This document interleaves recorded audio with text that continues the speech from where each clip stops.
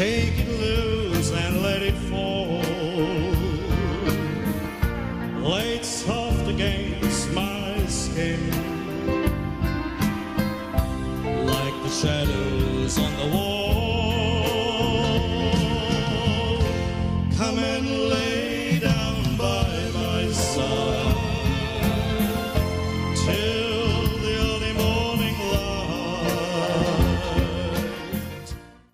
The old hometown looks the same as I step down from the train, and there to meet me is my mama and papa. Down the road I looked, and there runs Mary, hair of gold and lips like cherries. It's good to touch the green, green grass of home. La la la la la la la la. La la la la la la la. Last time. I had the last waltz with you. Two lonely people together. I fell in love with you. The last waltz should last forever. You're watching Single Talks with me, Minol Dee, on ChaKra. Don't forget to subscribe us. Rohan, I'm going to move on to my next question. The most important one, I guess. You've been appointed as the founding member of International Choir Conductor Federation. Tell me about this experience and how did this come about? This is an extremely great thing, I would think. Not for me personally, but I would think that this is a great thing for the country. Because choral music has been recognized by an international federation. That's how I look at it. You know, it's not about Rohan De Lanerolle. I'm just there just as a name. But I would say that Sri Lanka has been recognized and rewarded for its rich choral culture. Now, there could be questions always asked. Why not me and why him? These questions will always come. It's normal. And I understand that concern. So let's answer that question. Yeah, just to answer that, I would think that, see, I conduct 2 international choirs. No one else has any international choir under their belt. It just happened that. It's not to say that other conductors in this country are no good. That's not the point, right? I have been traveling more. So I travel, I've been sitting on international jury panels. I think I have sat in Italy probably the most number of times in my life, right? I think I've judged in Rome 3 times. I've judged in Riva del Garda, it's a beautiful place, once. I've judged in Venice twice. I've judged in Rimini once. And then, of course, Germany, Hungary. I was supposed to be going to Croatia, which didn't happen because of the pandemic. Then, Asia, if you look at Hong Kong, Zhuhai in China, Singapore, Malaysia. I have sat on a lot of these panels, which gave me the opportunity to work with other choirs from different parts of the world. I am thankful. I'm thankful that it so happened. And I hope that others also will get that opportunity, right? And that is where I feel, and I'll come to that in a little bit, but I feel that is where the ICCF, the International Choral Conductors Federation, takes center stage. Because that is a platform to give all of these others chances to connect, to network. So I'll come to that in a little bit. But coming back to the point that I was trying to speak on. One of the things is that I was judging internationally. The second thing is that I always maintain my connections with my previous counterparts. So when we went for Asia Pacific Choir Games, when we went for World Choir Games, you know, those little connections that I built. The PR game. The PR game.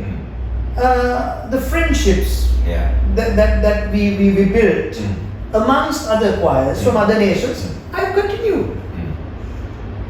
And that led to one of these members who's now one of the choir conductors in Manado in Indonesia.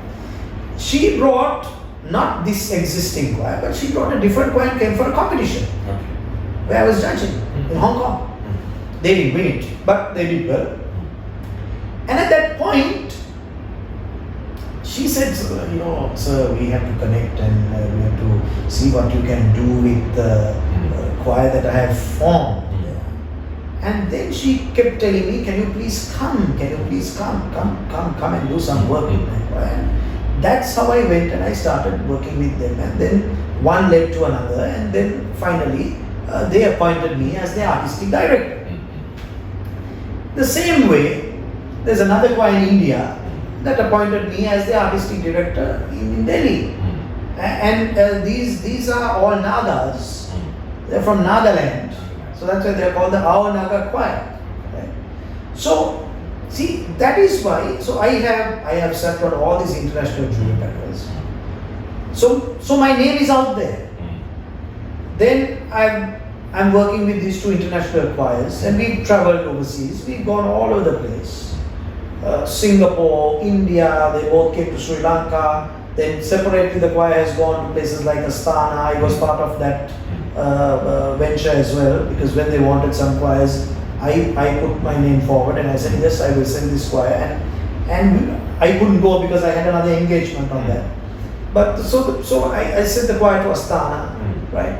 The choir has been to Vienna, to Salzburg, and in time to come, both choirs will be going to Australia.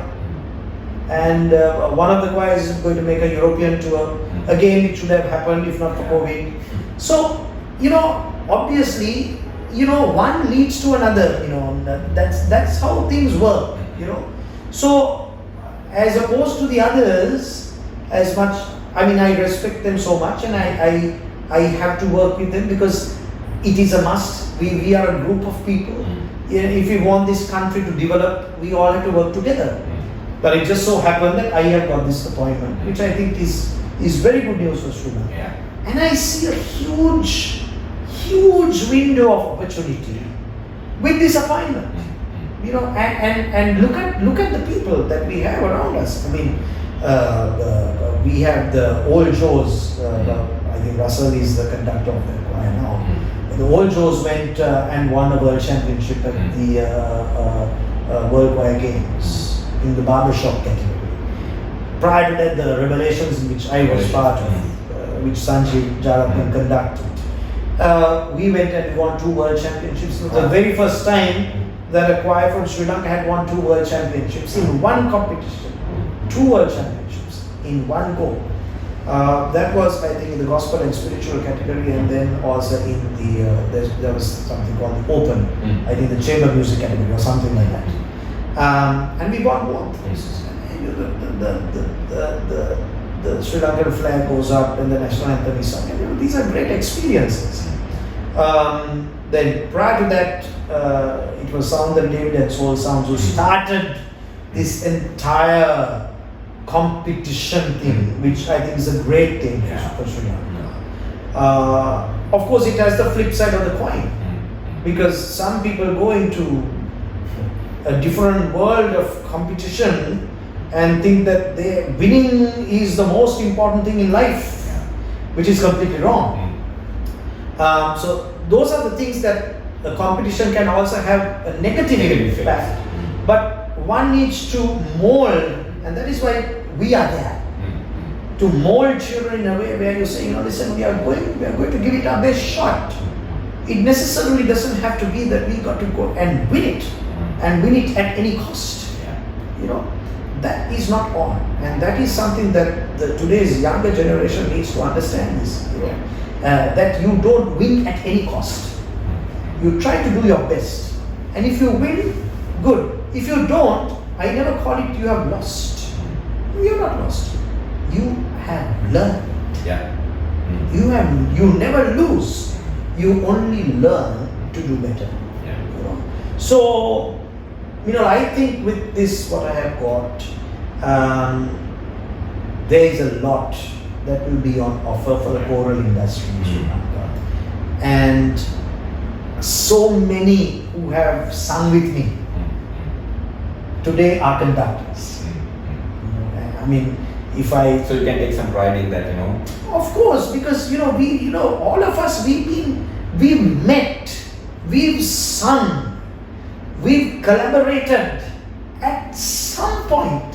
And also, I must say that, you know, a lot of hard work has gone in there. Now, from what I gathered from your explanation, Rohan, it has not come to you on a platter. No, not at all. A lot of hard work has gone into your effort. Nothing comes on a platter. Nothing comes on a platter because you have to work for it. Yeah. And choral singing is a totally different ball game because you got to hold a line. And for example, if you take, I train Visakha, and something that I always say is that you got to understand this even as children. You may like to sing, and I believe that everyone can sing. I seriously believe that everyone can sing. However, in a choir, singing in a choir is a totally different ballgame. And the reason why I say this, you by yourself, you can sing a song. Right? Like that, there are so many who can sing a song. But if you have someone else next to you, on either side of you, singing something else, you can easily get put off. Yeah. That is, if you can't concentrate, if you are not focused on your line and you can't hold that, you can't be in a choir. Right? Yeah. So you can start the process of trying to teach, but you know, look, at some point of time, there are some who can catch it, and there are some who can't. And I always say, you have to be honest about it. Right? So, in my ethic of workmanship at Visakha, something that I always tell the girls, if I tell you that you cannot be part of the choir because you can't hold a line, that doesn't mean that you can't sing. That only means that you can't hold your line in a choir. So then you got to move up, because I feel that girl may be able to, girl or boy, whoever, will be able to use that time with something else and find another hidden talent. So people, you need to be able to see this, and parents need to be able to understand it. Because most of these children, it's actually not the children, it's the parents who are saying, oh no, you have to be there, right? When you join St. Thomas's, the first thing that you say is, you know, I played in the first 11 cricket team. You make sure that you play and you make your father proud. Wrong thing. Yeah. I never told my son you got to join the St. Thomas's College choir. I would have loved if he did. Yeah, as a father, you would like if your son also takes after what you have been doing. Yeah. But that is not the end all and the be all of life. No, you cannot do that. So you know what? My son didn't want to sing. He didn't want to be in the choir. But he sings very well. He sings. And he sings very well. But he didn't want to be part of the choir. I had no problem. But he was called to come and serve in the sanctuary. So he's an altar boy. He serves in the sanctuary. I have no problem with it. He decided that he's going to get involved in athletics. is in athletics. Like that, I have batchmates who were famous rugbyers. Their sons are not playing rugby. They are playing tennis. Or they are doing something else. But there is so many out there who say, when you go, Ammi played in the netball team, right? You have to make sure that you play in that team, okay? Make sure. Right? And make me proud. Make me proud. Is that what's going to make you proud? That's not what. I think it's the mentality that we have. That's not what's going to make you proud. What's going to make you proud is if your daughter or son can come out of that school as a complete person, an individual who can go into the world and who can stand on his or her own without having to rely on the parents to speak to the boss and say, my son can't come tomorrow, can you excuse him? You have people who do that. Yeah. And that's a sad situation because when you leave school, you have to be able to take decisions of your own. And that is why you need to have children to be independent, to take their own decisions. And we as parents are there to support it. So my entire culture, my entire, my skills process with the kids is completely what I told you. I think that's a good piece of advice for all the parents who are watching out there. It's not only just the singer. For me, I have more than 50 in my senior choir every summer, right? But for me, it's not about the singer. It's not about the song. It's about the entire process of how you approach and how you become that complete person. That's what we need. That's the children that we need to mold are those. What's the point in having someone who's, let's say for example, who's the best netball player or is the best cricketer, right? If that person leaves school and doesn't know how to manage him or herself in society, there's no point. Right? So I think where Ishana and I are concerned, this is a lot of our work is about molding children to be a better person, and that is what this is all about. And coming back to the choral thing, I think that is something that, again, it's not about the win, but it's about the process. It's about the experience of going and meeting other people, and I mean, look at it. Those relationships that I built is what has brought me to where I am today. It's that networking, it's that connectivity that I had over a period of time that has brought me to this point. Right? So I think for you, all you young girls and boys out there, please make sure that life is all not about yourself. Life is all about the connections that you make, the friendships that you build, the cultures, the respect for cultures, for others, different cultures that you have. When you go abroad, for these competitions, you have this category called the folklore category. Where each person brings, each country brings their own native music to the stage. It's a wonderful experience. And you begin to realize, my gosh, I didn't know. And you begin to respect. You love and you respect. That is what is sad in our society. And I think if everyone in all walks of life, from children to adults to the politicians to everyone, if they can understand this culture, this very simple culture, you would have been a better country. Yeah, you respect each other. Yeah. And learn your basics of may I please have this? Thank you very much. This is lost. People don't know. People think that there are no, what is thank you? I don't know this. What is please? Right? May I? No, it is lost. And I think this is very important for everyone to learn, because the basics in life, we don't need, it's not rocket science. The very basics in life of having respect for one another, loving one another, right? And if you can understand that module, I don't think you can go wrong. You know, as a society, as a country, as people in the world, you make that change. And I think, why do you want to go finding fault with the country? If you can't get yourself sorted out at your home, why do you want to?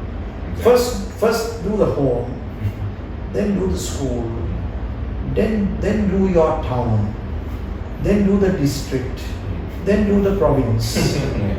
Right? Yeah. If you start, thinking in that manner, right? Today, you try to find fault with everyone. Do you realize that you may be doing the same mistake? Right? Yeah. I get your point. Yeah, but you're not open to.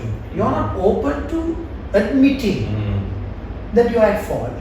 Biggest mistake by everyone in this country. If you're at fault, say you're at fault. I'm sorry. I teach this. I tell my girls. It's ego. It's an ego thing. Right. I say, girls, listen. If you have not rehearsed your part, tell me. Don't lie to me, because I have no place for lying. If you are not rehearsed your part, tell me. Yes, you might get scolded by me. You may get something more than that, right? Or I might say, I just don't worry about it. That's completely left to me. But speak the truth. So I have someone who says, Uncle, I'm sorry. I had this, I had that, and the other thing. So some are valid reasons, some are not. So the ones who are not will get a belly full from them, right? And I expect them to learn from that. That's the thing, right? You make a mistake, you learn from it, and you move on. Yeah, that's the name of the game.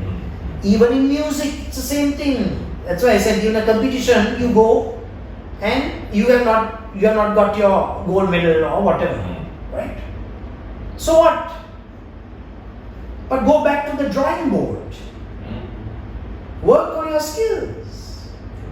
And then you wake up and you go again. And you go again, you try. Right? I think at one of the Olympics, this British athlete was, I forget exactly what it is, but I in fact I read this or at some point about a program. Derek Redmond of Great Britain, I think it was the 1982 or 88 Olympics or something like that. And the guy was running and he fell flat. Something happened to his hamstring. And it says where the father just broke in, fleeing security guards and all that, and he came. And the father helped the son. And Derek Redmond finished the race. So it's not about the position. It's about just doing it. That's what it clearly says. So he was there, he limped up, then the father gave him a little bit of help, the father moved on, he finished the race. What does it say? You fall, it's your choice whether you want to fall and be there, or whether you want to fall and whether you want to wake up and walk or run. That is the important thing for all of us. It is not about losing, but it's about the choices that you make. Whether you want, what do you want to be?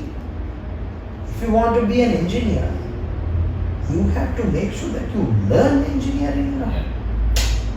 You can't, as you earlier said, you can't have things falling on a platter. It's not going to happen. But you got to work for it. That is what I'm trying to say. In anything in life, you got to work for it. Yeah. There you go. Some words of wisdom. good piece of advice for all the viewers out there. My last question. Yes. What's on the card for all your fans from the Lanerolle Brothers? A lot of things planned. We have to get into overdrive. because we've lost 2 years. Yeah. So Let's say 3 years with the Easter bombings, Yeah. a couple of months were lost in that year as well. So let's say Yeah, 3. 3 years, yeah. So be ready, because you will have to come and support more of our concerts, Yeah. because we are going to have more, because we've lost so much of valuable time. But always you got to look at the positives of life. And Isha and I see a lot of positives in what even with COVID, what we've done. I mean, he's teaching. He has about 150 children that he's teaching online. So it's a huge process. But Ishan loves doing this. So for him, it's all about children, and especially these youngsters, these little battas. You see, he loves teaching them. I personally, I can't handle the little ones, so that's why I take more of the senior crowd, 13, 14, 15 and above, because Ishan has a lot of patience when it comes to small children. So he has about 150 fellows. He's doing online sessions and all of that. So that's going very well, and that's what he loves doing. And for me, it has been a matter of working with the Visakha choir, and of course my 2 choirs overseas. Those are more semi-professional choirs. Also, I meet them every week, and we do some sessions. With the girls here, I do 2 sessions a week. It takes about 5 or 6 hours of my time. But it is rewarding, because I have seen over a period of 6 months what we have achieved technically. And technical skill is something that I have learned. Every time I travel overseas, I go to different conservatoires, I go and meet different teachers, I do master classes on various things, on my own singing and technique, new techniques of what you need to do with a voice. And so these are the things that I have been inculcating and sort of introducing into the girls. So I have seen this whole vocal development in the voices. So I think when we meet at whatever time, I think we'll sound much better as a choir. So those are the things that we are doing. I know a lot of fans are waiting. Well, we will be out there very, very soon. We may be in fact even bringing something for you online. There are a couple of people who are speaking to us, and we're trying to see what we can do. Because I know a lot of you people out there are bored. And so we want to give the Lanerolle experience in some way that we could, So hold on to your horses. Hold on to your horses. We'll be there with you very soon. Thank you very much for supporting us always over a period of actually 12 years now. Yeah. Since it's 2008, 12, 13 years now. It's a long time, but I know we still look young. That's thanks to your support. It's a successful journey, I must say. Thank you. Yeah. Thank you very And much. I must say thank you again for dropping by, and all Pleasure. the best, and congratulations on your appointment as well. Thank you very much, Minol. Yeah. Thank you once again for having me. Thank you. Thank you. All right, there you go. That was Rohan De Lanerolle joining with us on Simple Talks on ChaKra TV. So I'll see you again very soon. Absolutely, hopefully. Yeah.